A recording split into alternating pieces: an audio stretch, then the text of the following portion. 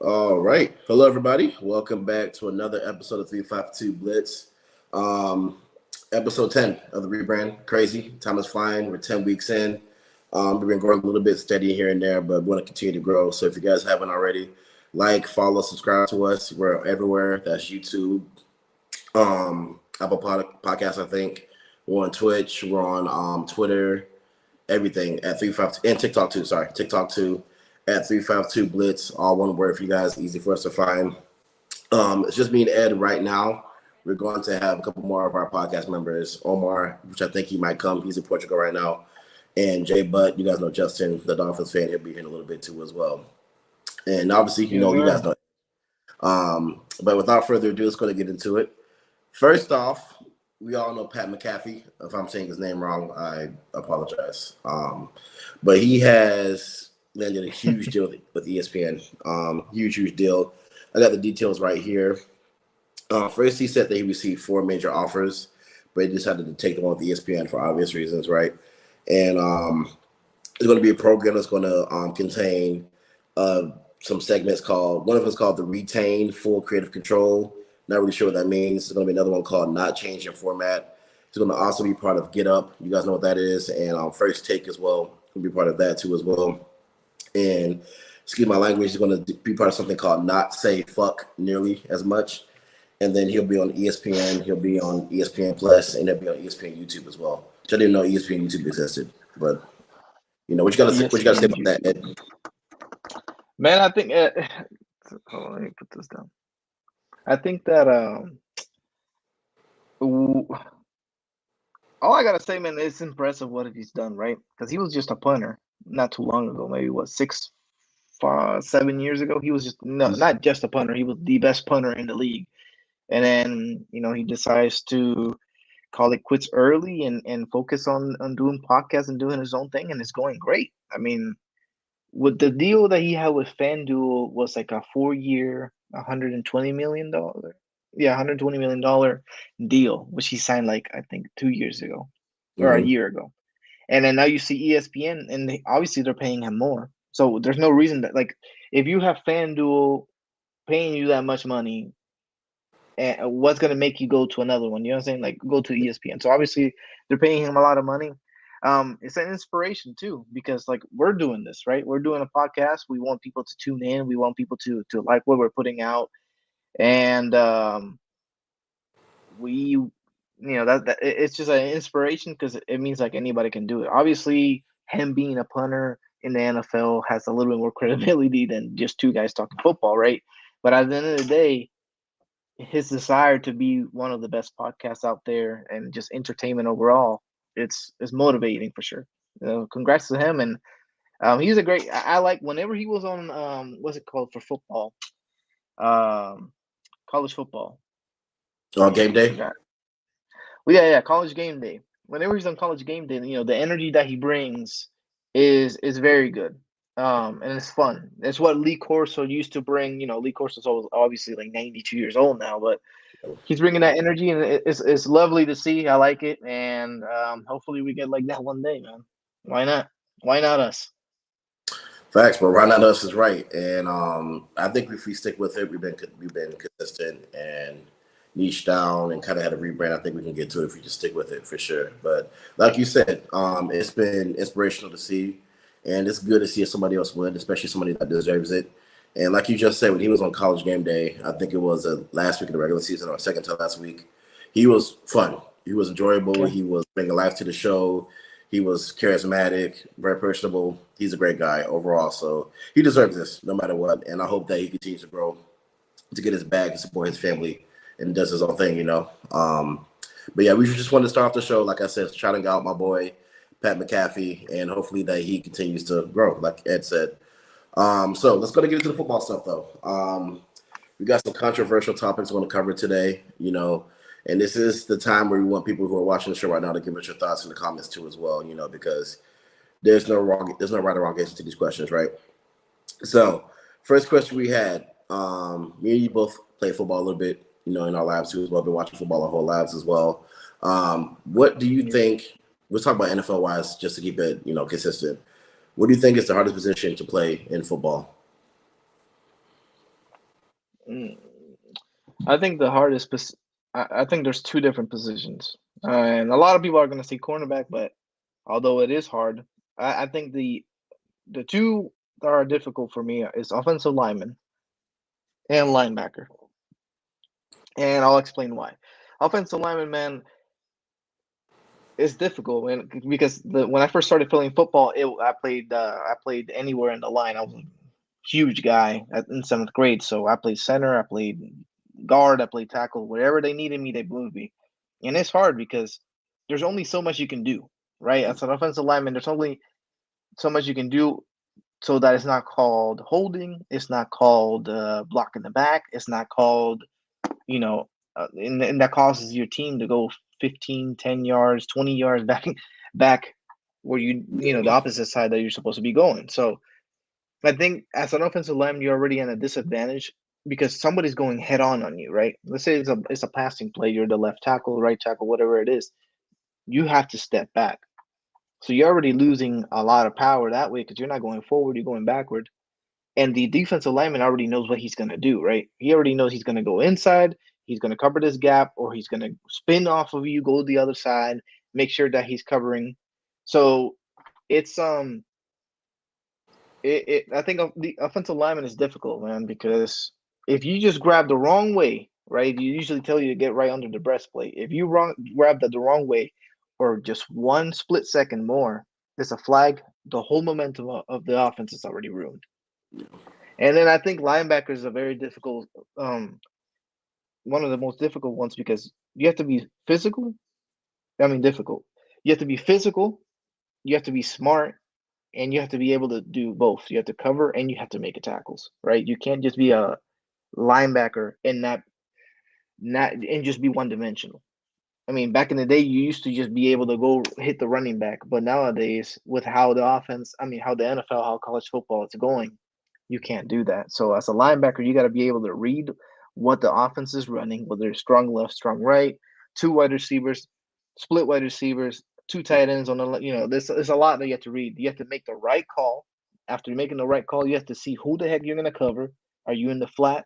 Are you in the cover three, cover two? What is your job responsibility?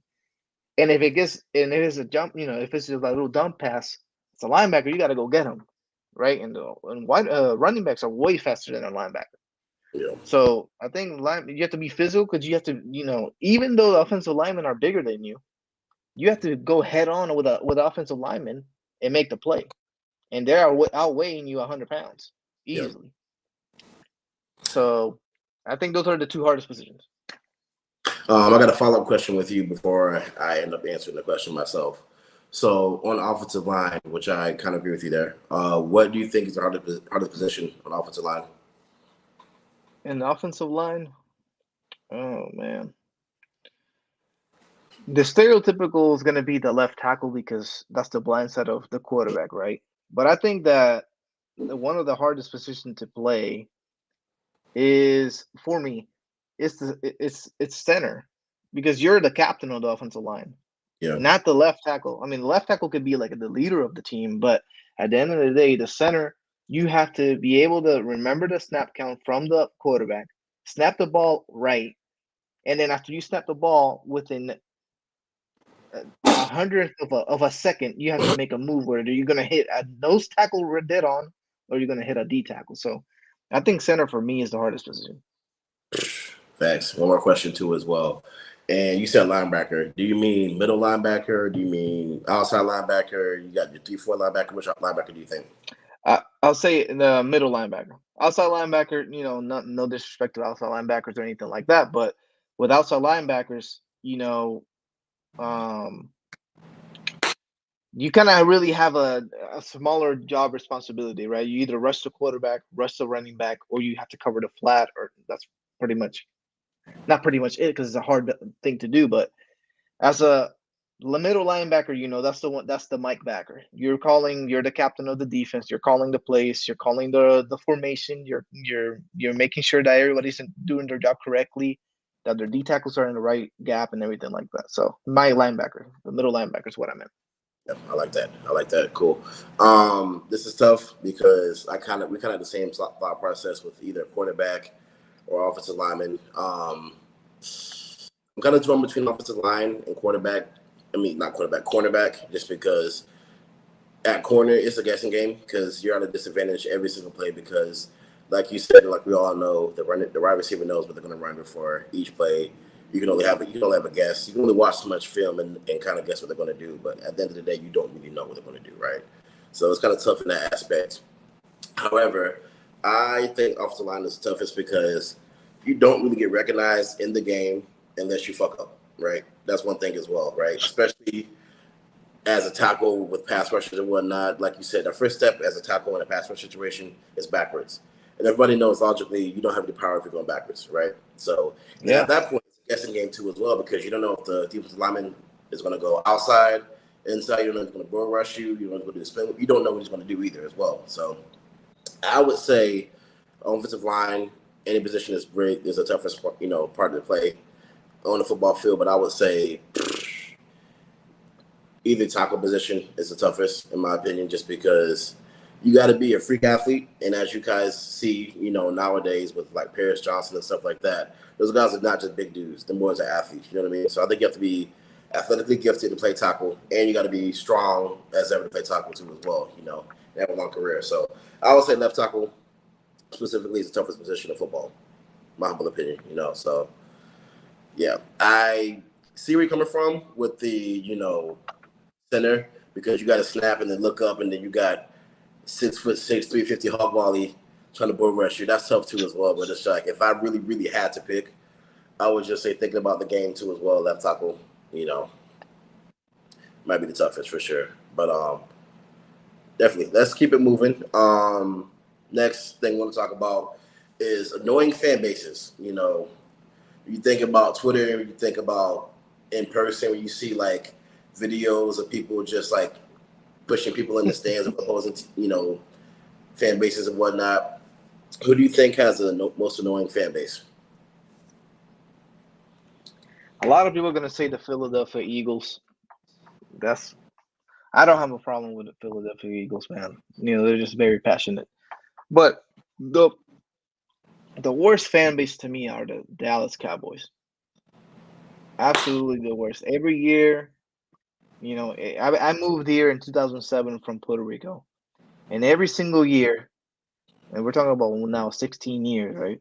17 years almost. Every single year I hear the damn Dallas Cowboys fans, oh, this is our year. We're going to take it all the way. Every single year. And every single year, you make the playoffs and you do nothing about it. You don't even get to the Super Bowl once. You go 13-3, don't make the Super Bowl. You go 14-2, don't make the Super Bowl. You go 10-5. 10-6, don't make the Super Bowl. Every single year is the same thing. And you got to hear, oh, well, back in the 90s, we won 3 in a row. Congrats. That was over 30 years ago. We're talking about over 30 years ago. You did that. Great to you. You know what I'm saying? You did that. But we're talking about right now. And right now, you haven't done anything. You make the playoffs, you don't do nothing with Tony Romo. You make the playoffs with Dak Prescott, you don't do nothing about it. You have Ezekiel Elliott. You have the best offensive line for like a decade, and you do absolutely nothing about it. And every single year, it's like Stephen A. Smith says, if something will go wrong with the Dallas Cowboys, it will go wrong. It doesn't matter. It's every single year the same thing. And it pisses me off because it's every single year. Oh, this is our year. This is the Cowboys year. We're going to do something about it. No, you're not, bro. Stop lying to yourself. You're going to be living stress-free if you don't lie to yourself. Don't lie to yourself. I stopped doing that with the Gators. I had to. I lied to myself for like 15 years after Tim Tebow left. And guess what? Now I'm stress-free. I don't follow recruiting. I don't do none of that. And I'm living stress-free. My blood pressure's low. Cowboy fans, I recommend y'all do that because y'all lying too much, man. Y'all going to go to hell for that. You're lying way too much. It's been almost 2 decades for that. Stop doing it. Anyways, Dallas Cowboys. Dallas Cowboys, yeah. I think when you first think of annoying fan bases, Dallas Cowboys is in everybody's top 3, and I would agree. But it's tough. I think the more I've watched football, at least recently, it's definitely been, man, this is tough too as well. Because I thought about like the Chiefs, but the Chiefs fans are really not that bad, to be honest with you. They're really cool people. From what I've noticed. I don't have problems with Chiefs fans. Yeah, they're pretty cool, especially since they've been winning so much. They're not arrogant assholes.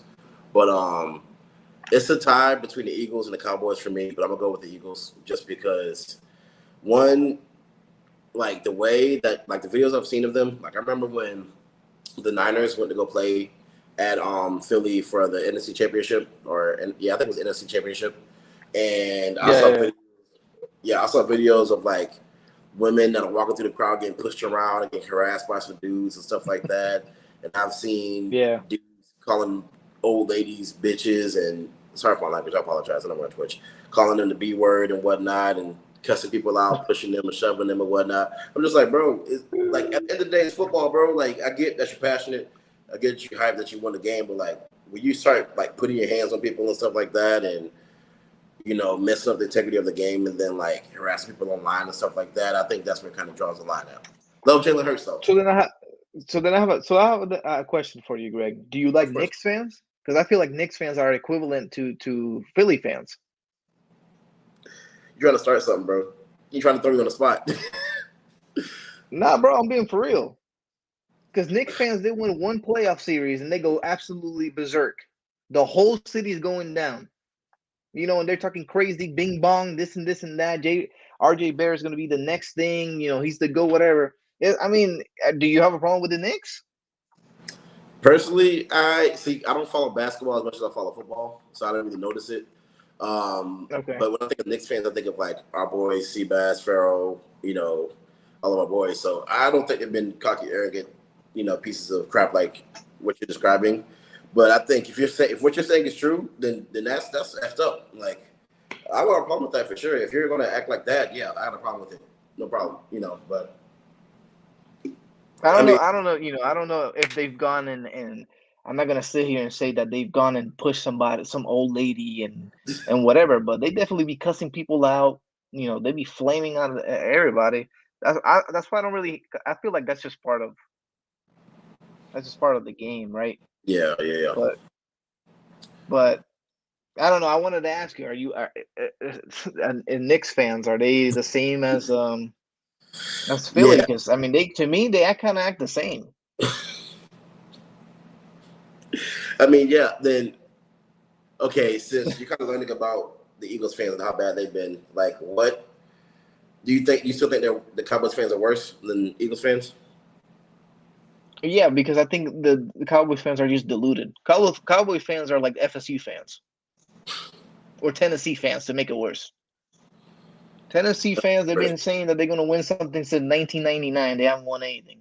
They beat us 2 years out of 17 years, and they talking like they're the hottest thing in the SEC, right? So that's why I feel that's why I can't stand the Cowboys, because I feel the Cowboys are like Tennessee, they're like FSU, they're like these teams that don't ever win anything, but their history back in the day was really good, but they don't ever win anything. Yeah. And I have a problem with that. Kind of like Man U fans, like Omar. Think of Omar. Omar hates Man City, right? Yeah. Let me talk my thing right now, because Man City won 4-0 versus whole ass Real Madrid. People like Omar, right? He hates Man City because they're the newcomers and they're winning left and right. But they.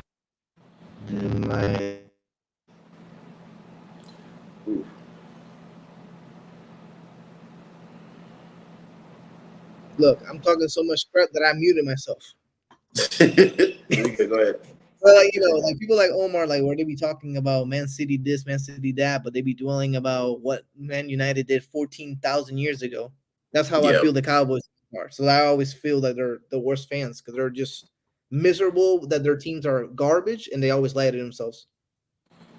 Yeah. Just to clarify earlier for people that are watching, when you said Tennessee, he meant University of Tennessee, the Volunteers. He didn't mean like Tennessee Titans, just because I want to clear that up. That could be kind of confusing. But not Tennessee fans, Tennessee Titans fans. I don't have any problems with y'all. I actually feel bad because you've been to the Super Bowl literally like 1 yard away, not even 1 yard, less than 1 yard away, and you don't unable to get it. So I feel for y'all. But I know I meant the ugly throw up orange Tennessee Volunteers. Thanks. See, I agree with you. When you put it like that, I agree with you because, like we said, I know this isn't a college football podcast, but let's talk a little bit about that. It's just because FSU and Tennessee have been trash for so long. Then they have a 10-win season, like FSU had a 10-win season. And all of a sudden, they're talking about championships next year. I saw some crazy tweet today. If y'all ask me for it, I'll post some replies to this video.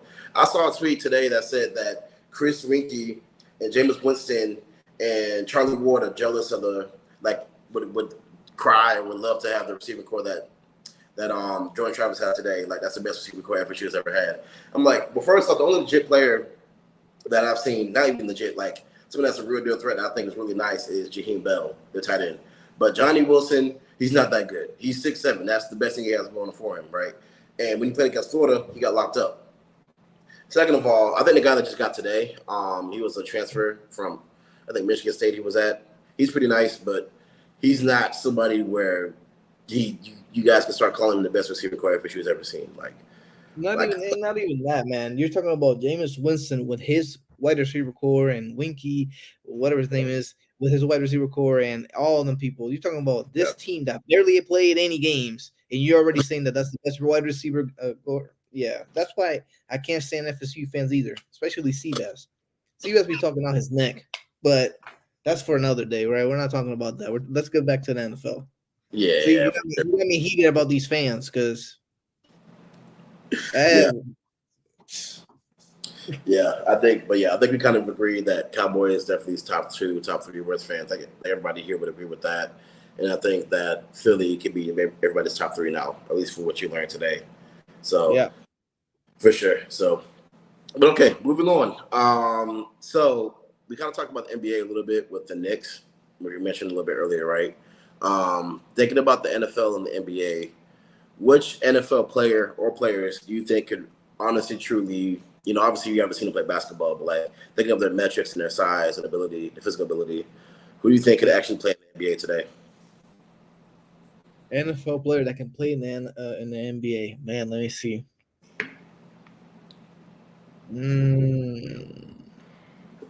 Yeah, that's a good one, Greg. I'm not even gonna lie to you because I can't really.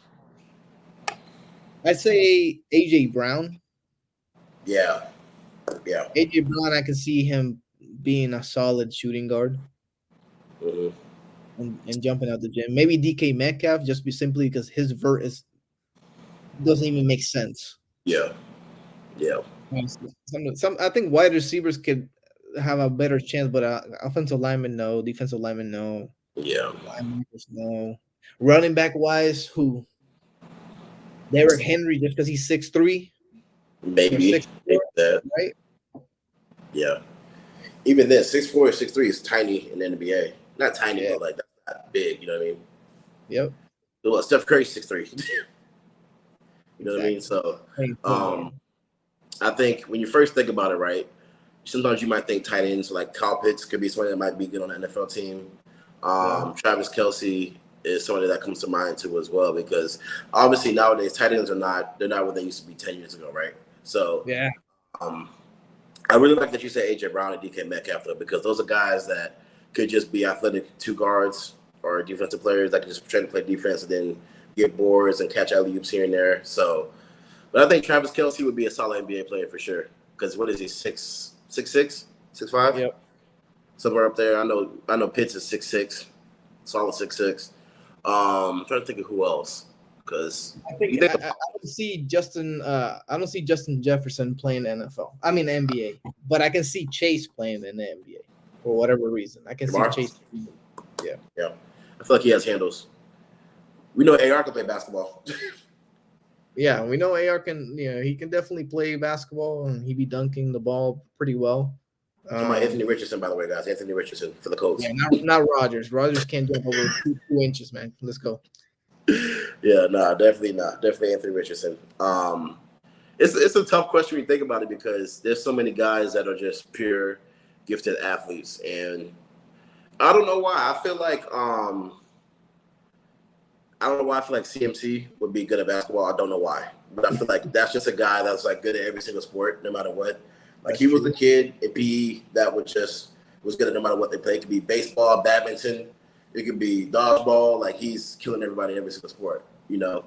And okay, how about this? If you could pick a quarterback or two quarterbacks that could play in the NBA, who would you pick? Two quarterbacks that can play in the NBA.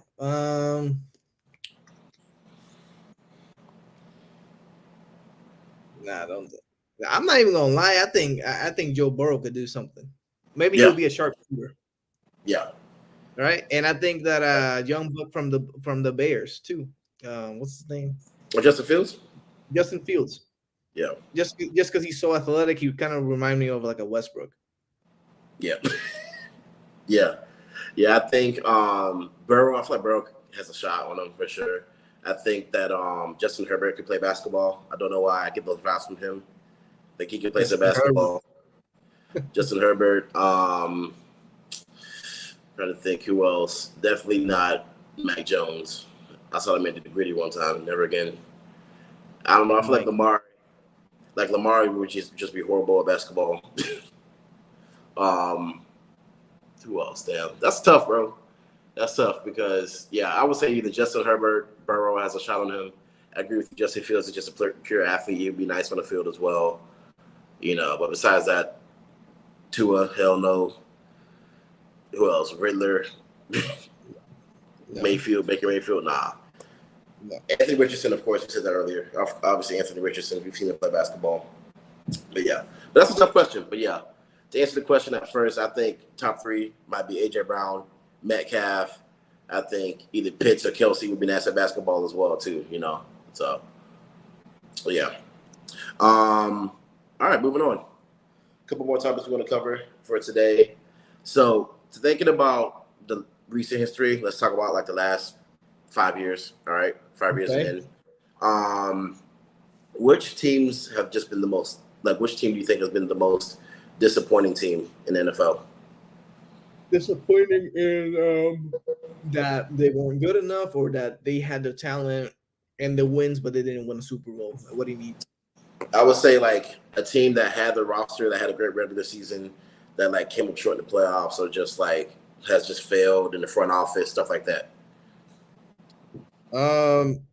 So we'll do two of them, right? So I think that the most complete team that always falls apart, or something happens and they don't win, right? Obviously, the Cowboys are one of them. They have a good roster. They make the playoffs. They don't do anything about it. But even worse, I think it's the 49ers, man. The 49ers have like an all-time defense for like a decade, right? Every single year they do something. They're great, whatever. And I mean, they're great, and then they don't win anything, right? And it's that fault of the quarterback. And shout out to Justin for joining. But I think that the 49ers are the most disappointing team in the last like 5 years, because they've been knocking at the door to win the Super Bowl how many times? Like 3-4 years out of those 5 years, right? They make the Super Bowl, they lose. And then the other 2 years, they have horrible quarterbacks play, and they don't do anything. Quarterbacks get injured. Quarterback don't know how to throw a ball past 5 yards. So, and it's disappointing because I think the 49ers have a great fan base. I really like the 49ers fan base. They're very loyal. Their front office is great. Their defense is fantastic to watch. I think Fred Warner is one of the best linebackers to play, and obviously the Bosa. But when it comes down to those critical games, that they don't have enough to make that leap. So 49ers and the worst front office gotta be the Texans before this year. Have to be the Texans. Yeah, for sure. So Jay Butt, first off, welcome. What's up, bro? Hello. Hey, how you doing tonight? I don't want to ask you too many questions. Well, I got 2 questions for you, okay? Just to get you caught up on everything. First question. What do you think is the hardest position to play in football? I want to get your opinion on this.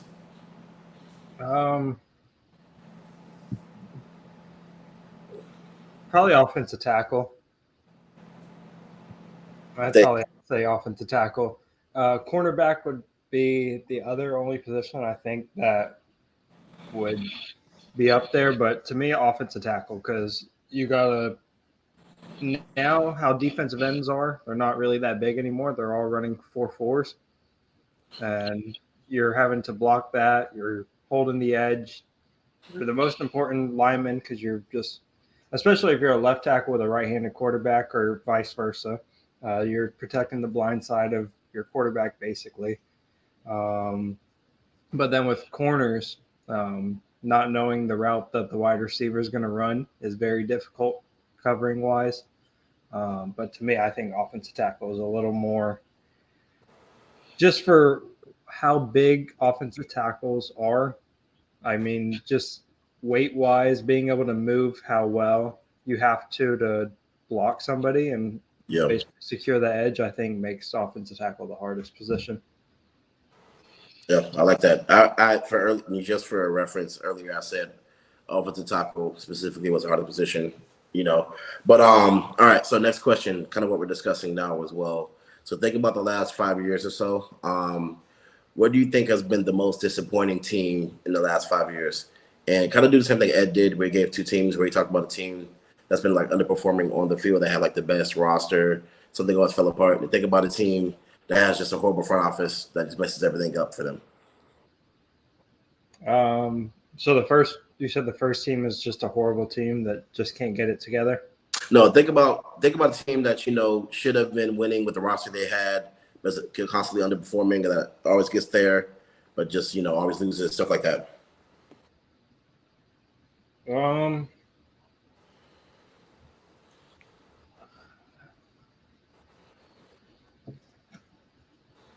It's hard to not say the Broncos because a lot of people hyped them up and said about how young their roster was and how talented it is, and they traded for Russ, got Russ, and nothing happened. Texans are also another team that just one of the worst front offices. The Patriots are another one that I feel like over the last 5 years since Brady left, because they had players around Brady to end his career. I just feel like they didn't bring anyone back. They've just slowly and then if you look at what Belichick and their is he their GM as well, or is Kraft the GM and owner? I don't think Kraft is GM. I think Kraft is just owner. He's too old to be a GM to work that many. I mean, I'm just saying, if you look at the Patriots draft picks over the last 5 years, all of their first round picks have been bust. I know Belichick is a horrible GM. He is coach and GM. I don't know, but I know he's making the head calls with who to draft, and he's been absolutely garbage. He's like 0-12 right now. Yeah, so that's why I put the Patriots there, because they've slowly fallen apart ever since Brady left. Yeah, definitely. I think for the first team, and then answering the question of which team has had like the best roster been underperforming, I think you gotta say 49ers for sure.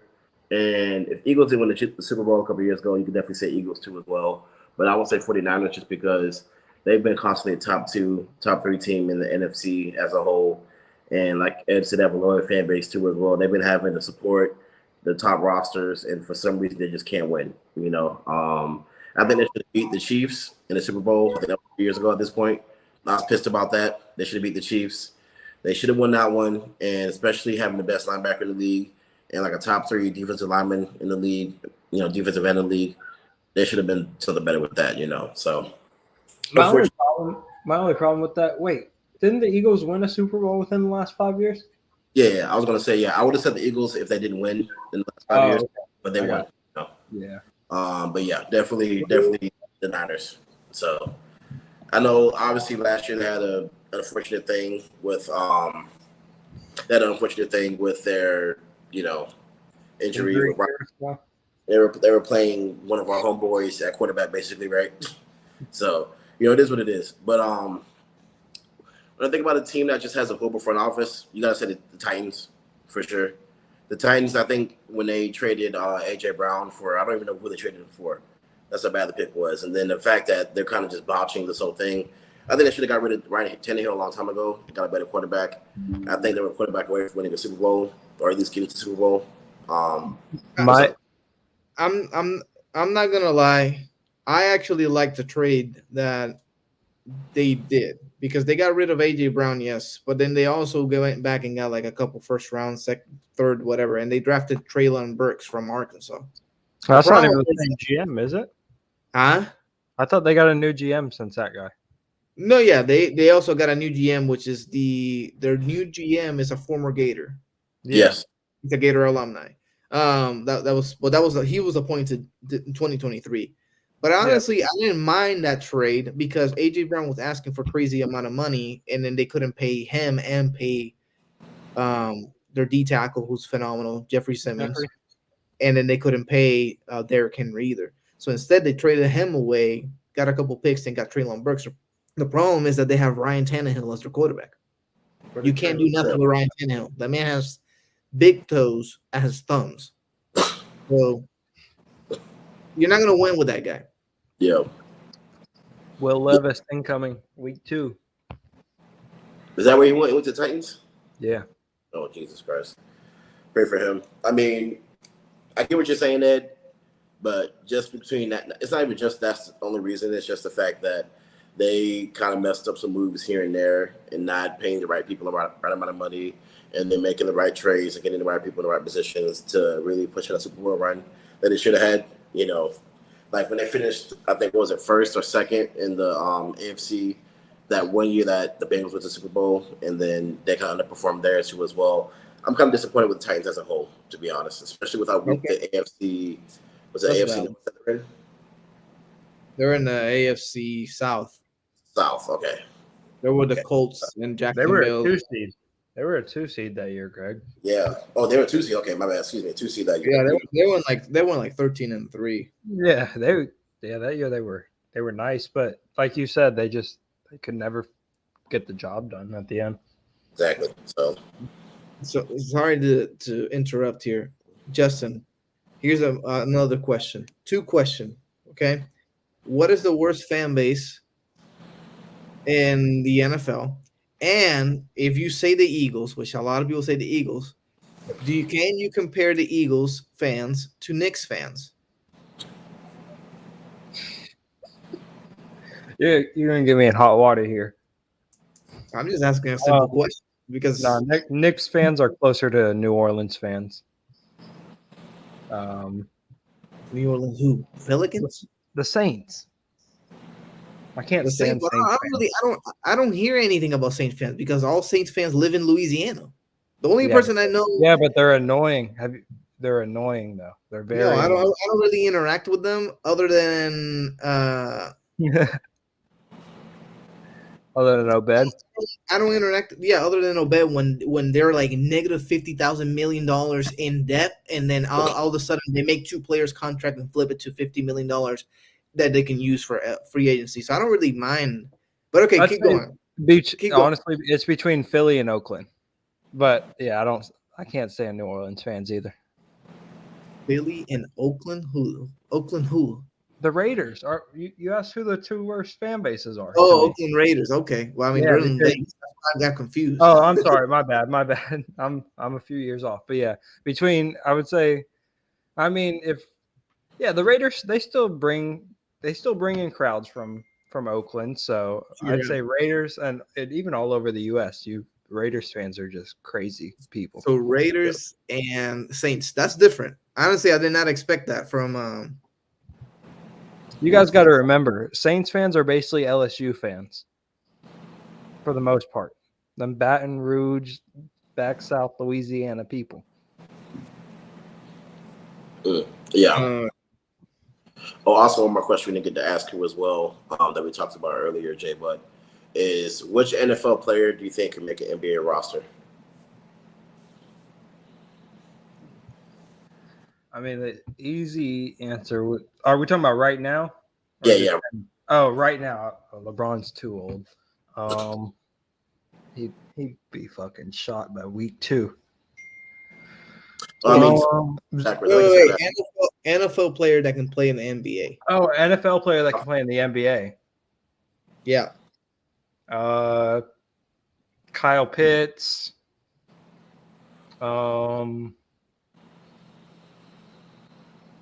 Anthony Richardson. Yep. Okay. We named both of them. Yep. I'm trying to think of say- some other. I'm trying to think of some non-Florida people, so it doesn't look like I'm just talking about Florida guys. I said AJ Brown and DK Metcalf. DK for sure.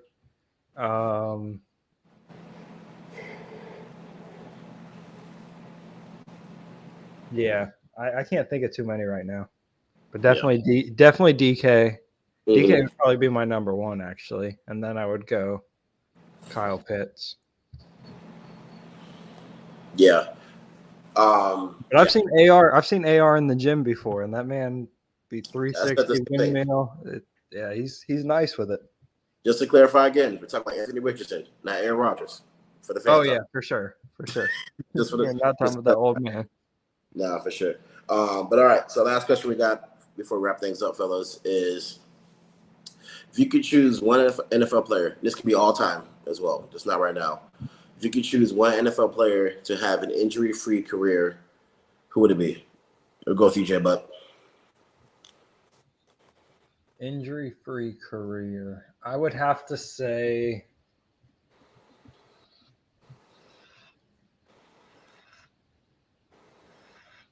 probably Adrian Peterson. I'd probably be my bad. Yeah, but I'd probably say AP just when he messed up his knee, that changed a lot for him.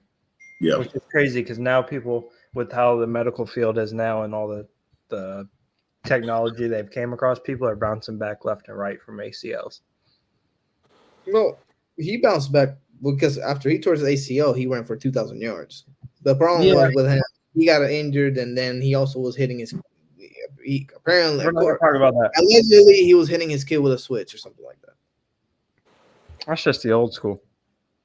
You know, but AP was going to be my. That dude was a beast, man. He was different. Well, since you went with AP, I'm gonna say Percy Harvin. This man.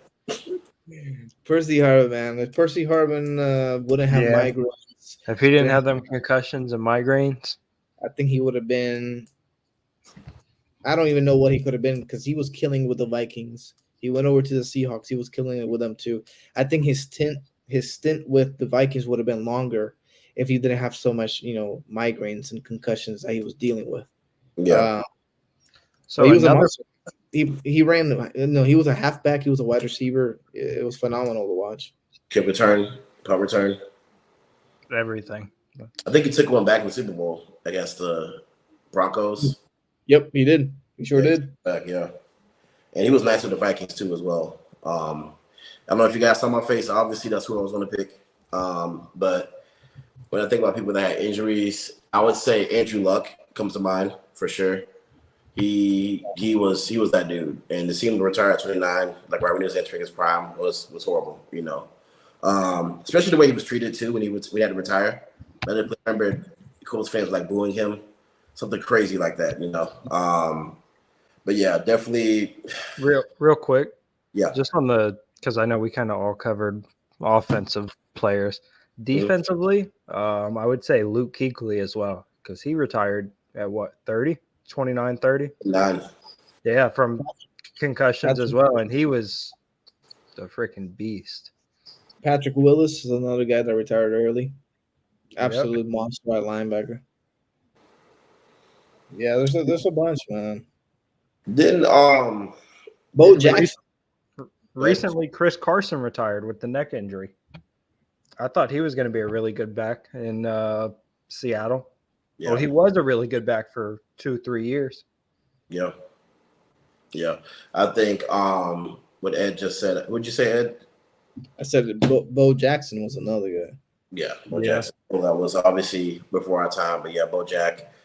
Bo Jack for sure. I think Reggie Bush, I think he had problems too as well.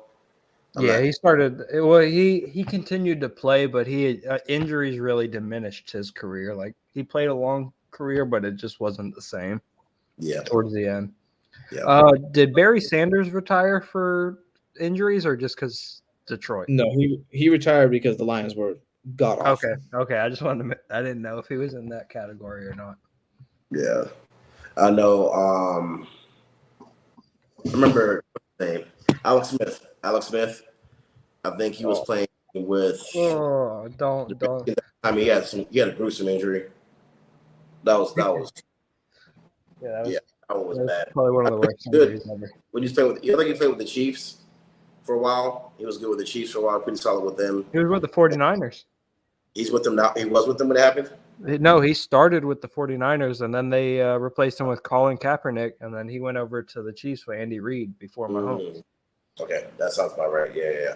He was nice with Andy Reid. He was nice, so it's just a lot of players, especially because we all know football is a sport that you want to suffer an injury if you play long enough, so yeah, I think Early. guys, but if I had to pick one person that I wanted to see have a long, great career was Andrew Luck, just because of how good of a guy he was and the way he gave his heart and soul for the Colts and the way they treated him when he retired, because he had neck injuries, you know what I mean? Like, he had to retire, so yeah. But yeah, it's a great conversation today, guys. We had some good questions, some good debates. Appreciate you guys tuning in.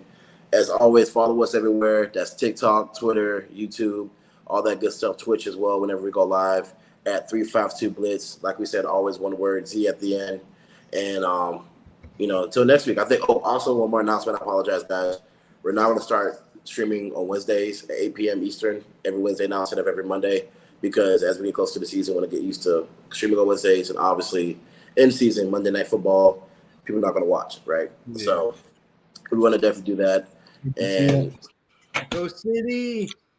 I forgot, if you guys don't know, if you guys watch soccer, you guys saw Man City beat, who was it today? Who they beat? Real Madrid. They beat Madrid today, bad, too. 3-0, I think it was 3-0, 4-0. There we go. Go City, yeah. So Ed and J Butt are big Man City fans. So if you guys like soccer, if you guys like Man City, hit them up. Celebrate with them if you want to. For sure. But yeah, we appreciate you guys as always. We love you guys, and we will see y'all next week. We appreciate you guys. Take care. Take it easy and thank you. Take it easy. Sorry I was late.